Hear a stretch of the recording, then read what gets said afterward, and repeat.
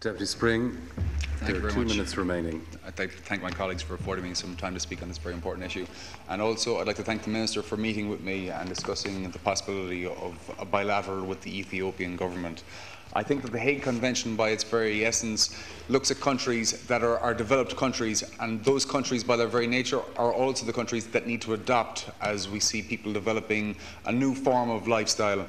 The Adoption Authority of Ireland are advancing with Mexico and Vietnam, as we know, but up to now there have been 250 to 300 children adopted from Ethiopia, and best practice, as was prescribed on previous occasions, was that a second child would preferably be adopted from the country of origin of the first child.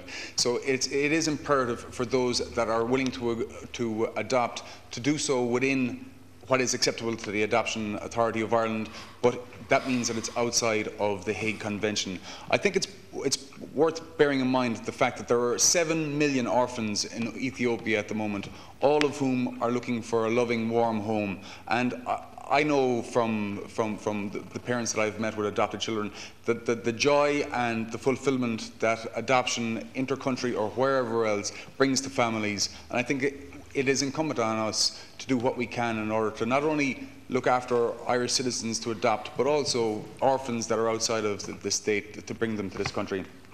It's also worth bearing in mind that 80% of inter-country adoptions are outside of the Hague Convention at the moment. So there really is a need for us to work, not only your department, but also the Department of Foreign Affairs, to dial up bilateral agreements and help with the Adoption Authority of Ireland's capacity to adopt from outside of the Hague Convention.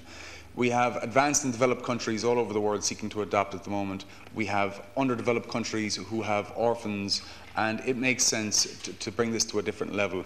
I'd also like to thank Minister Joe Costello, who was in Ethiopia, I think 2 days after I was speaking with you, who, as a result of having a chat with yourself and myself, was in a position to advance negotiations further with their authorities. And I think as long as we keep the spotlight on it, we can develop this to a satisfactory conclusion. Thank you very much.